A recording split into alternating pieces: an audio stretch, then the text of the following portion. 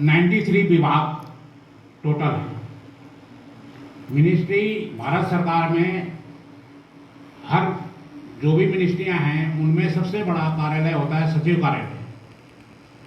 सचिव कार्यालय में जो आईएएस अफसर होते हैं वो एक सचिव जो है सबसे सीनियर आईएएस होता है। आईएएस अफसर जब बनते हैं बच्चे नए नए तो सबसे पहले एसडीएम अपने क्षेत्र में एसडीएम की पोस्ट में थी, जो कि आज किसी भी डिस्ट्रिक्ट में एसडीएम बहुत बड़ी पावर होती है, जबकि वो आईएएस बनने पे सबसे पहली पोस्ट होती है और सबसे आखिरी पोस्ट सचिव होती है, सेक्रेटरी होता है।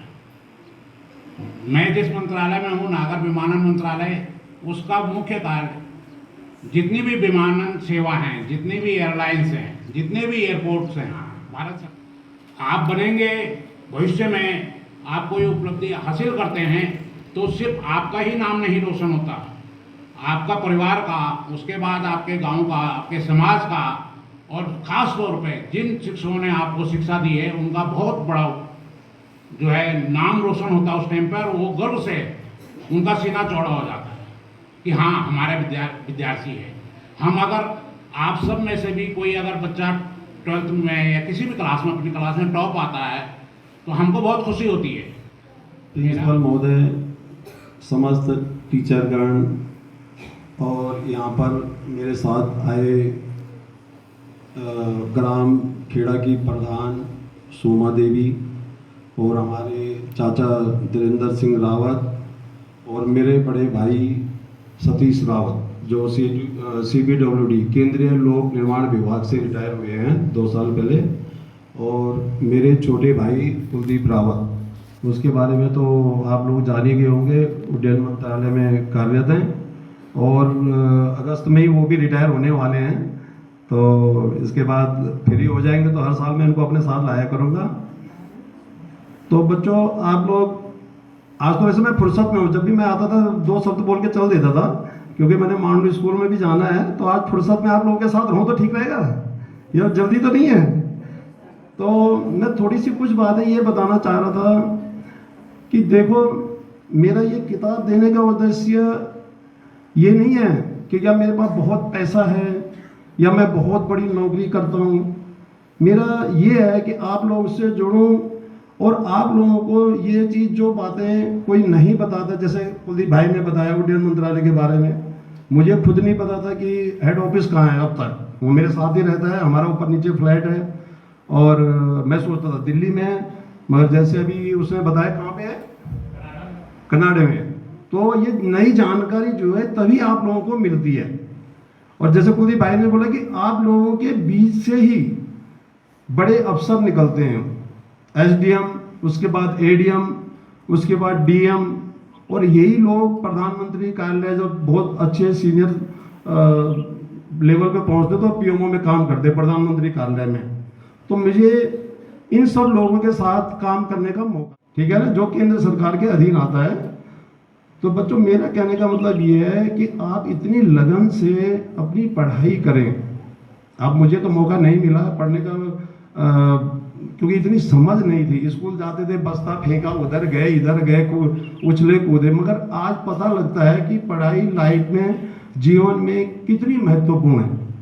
ये तो भगवान का शुक्र है कि चलो मैं इतना करने लायक हुआ। और ये तो आप लोगों से मैं 10 सालों से जुड़ा हूँ। दिल्ली में इससे पहले मैं बहुत बच्चों के साथ ऐसे जुड़ा, मेरे किसी के लोगों को मालूम नहीं है। मेरी वाइफ को भी इतना ज़्यादा पता नहीं है कि मैं कहाँ कहाँ जुड़ा हूँ, कहाँ कहाँ मदद करता हूँ। 10% पता होगा। हमारे गांव के भी जैसे प्रधान जी, चाची, या कुछ खास लोगों को पता, गांव के लोगों को भी नहीं पता कि मैं कहाँ जाता हूँ। आप लोगों को खुशी होगी कि एक स्कूल, अभी मेरे को एक फ़ोन आया था, एक नेगी जी हैं, मैं मिला नहीं, उनको कहीं से पता लगा, तो चक्यू सैंड। तो मैं परसों जब आया तो उस स्कूल में गया था, उन्होंने कहा कि रावत जी वहाँ पे हुआ ना, तो मैंने कहा वहाँ पे गया। तो एक स्कूल और जुड़ा है, एक और स्कूल भी उन्होंने मुझे बताया, शिमला गांव।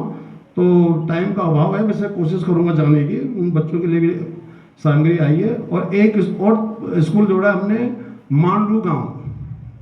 तो उस मांडू में आप लोगों के साथ थोड़ी देर बिता के मैं वहाँ निकलूँगा। तो मैं चाहता हूँ कि और जितने ज़्यादा स्कूल में जोड़ सकूँ। मेरा मकसद यह है जीवन में कि हम इस धरती पे आए हैं 84 लाख योनियों में, तो सबसे उच्च श्रेणी के उसमें हम आते हैं। हालांकि जानवर इंसान से ज़्यादा समझदार है, वो सिर्फ बोल नहीं पाता, हमें बोलने की शक्ति दी है, मगर समझिए लोगों को मदद के लिए, और वही 10 से भी ऊपर चला जाता है। जैसे मैंने अभी ये 2 स्कूल और जोड़ लिए, 3 लाख रुपए का उनका बजट, जो कार्यक्रम आप लोग नहीं थे, 1-2 गुरुजी को तो मालूम है। तो जब गुरुजी ने मुझे कहा कि भाई कुछ बच्चों के लिए यहाँ पे स्वेटर, मैं 25-30 तो मैं लाता हूँ, मेरा इतना ज़्यादा नहीं, क्यों मैं ये है। तो आप लोग एक टारगेट बनाए कि मुझे हमें कुछ बनना है। अब ये नहीं कि घर यहाँ से छुट्टी हो गई, घर चले गए, बस्ता फेंक दे, जैसे मैं फेंकता था। फिर उस टाइम की बात कुछ और है, कोई कहने वाले भी। उस टाइम हमारे को पढ़ाई का महत्व नहीं था, पता ही नहीं था, सोचते मैं ऐसे जीवन चल जाएगा। मगर जब आप आगे निकलोगे तो तब पढ़ाई का महत्व तब पता चलता है। तो बोर हो गए मेरी बात सुन के हैं? तो आप अपनी पढ़ाई पे मन लगाकर ध्यान दें। सब बच्चों को बहुत बहुत प्यार, अगले साल फिर मिलेंगे, ठीक है? और कुछ चलो, ये भी वो कह रहा बहुत ज़्यादा बोल लिया, मैं जरूर इस परीक्षा में सफल होंगी। अब मैं श्री रावत जी को रिक्वेस्ट करूँगा कि वो जो अपने CPW डिपार्टमेंट है उसके बारे में कुछ कहना चाहते हैं, उनके विचार सुनिए आप। मैंने 2023 में रिटायरमेंट हो गया हूँ।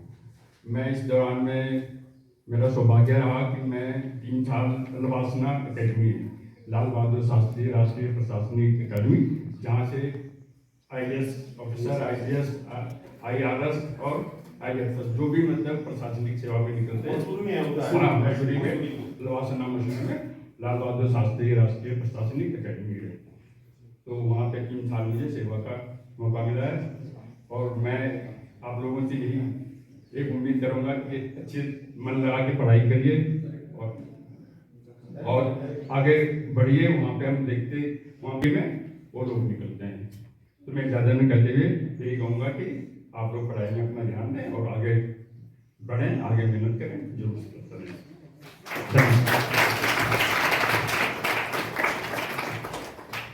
Thank you Rao sir.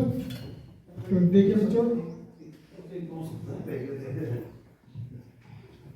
तो एक बात मैं बताना भूल गया, प्रधान सोमा देवी के बारे में तो आपको पता ही है, बोलने की जरूरत नहीं, आपको बीच रहती हैं।